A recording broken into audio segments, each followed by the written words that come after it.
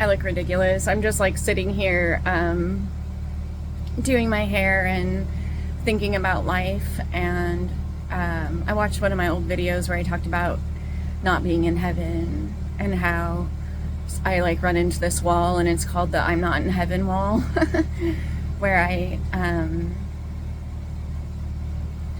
and it is in part about heaven. It's also in part about the world that I live in.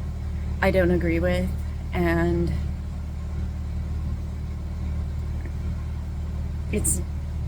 I throughout my life hope to make a certain life for myself, and then I found that everything that connected me to those dreams was gone, and that I no longer had the capacity to work or do really much of anything beyond like eating and going to the bathroom and sometimes changing my clothes in the morning, and sometimes not having the capacity to look for clothes or take my clothes off or anything.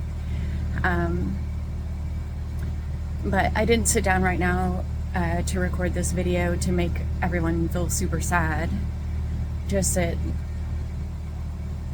I was starting to tell myself everyone has dreams.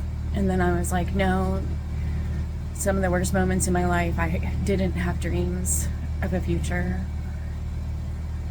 But God says in the book of Jeremiah that He has plans for our future, plans to prosper us and not harm us, plans to give us hope in a future. And the first time I read that, I thought it was kind of one of those generic Christian sayings, because all the verses around it are like a huge curse. I was like, if I'm taking this as a blessing, do I have to accept the curse also? Because the verses around it are pretty condemning. And the answer is yes and no. Because Jesus quoted the word, if I was sitting in a small group and some of the verses that He quoted, I'm not committing blasphemy, I'm just making a point. Some of the verses that He quoted could have been said that they were quoted out of context. If He was just a regular dude sitting around in a small church group, some of the things that He quoted, you might have said, sir, that's out of context. But if Jesus can do it, then so can the preacher that spoke those words to me. I have plans to prosper you, to give you hope, and to give you a future. Yes, I don't know if I already mentioned that I'm doing my hair, but it's not going to look this way when I leave today.